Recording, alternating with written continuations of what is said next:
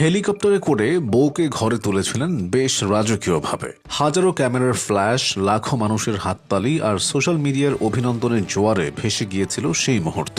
মনে হয়েছিল সিনেমার গল্পকেও হার মানিয়েছে তার জীবন।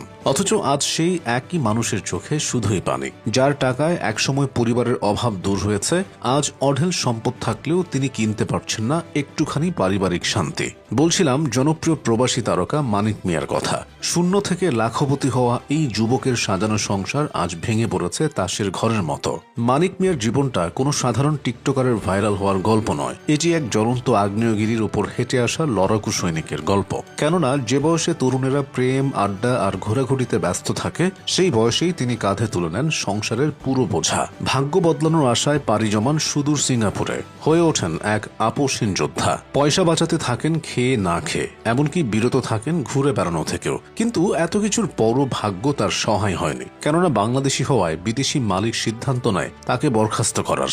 ফলে কাজে গিয়ে নিজের আঙুল নিজেই থেতলে ফেলেন মানিক। আর এর ক্ষতিপূরণ হিসেবে যে টাকা পান সেটা দিয়েই ফেরেন দেশের মাটিতে। সিঙ্গাপুর থেকে ফিরে কি করবেন তা ঠিক ভেবে পান না মানিক। সুবিশাল ঋণের ভার থেকে মুক্তির আশায় তিনি আবারও পাড়ি জমান প্রবাসের পথে। নতুন ঠিকানা হিসেবে বেছে নেন সৌদি আরবের দাম্মাম শহরকে।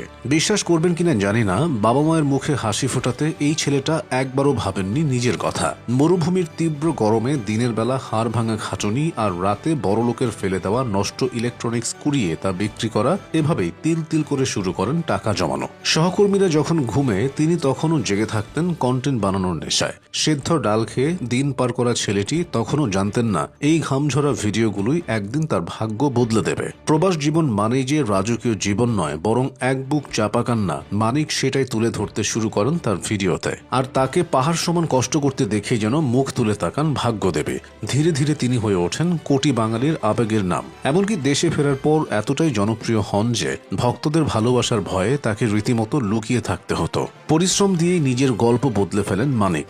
সকল ঋণ শোধ করার শেষে মায়ের জন্য বানান চকচকে বাড়ি, কেনেন শখের গাড়ি, আর সবশেষে সেই ঐতিহাসিক মুহূর্ত। একসময়ের ভ্যানে চড়া ছেলেটি তার জীবন সঙ্গিনীকে ঘরে তোলেন হেলিকপ্টারে চড়িয়ে।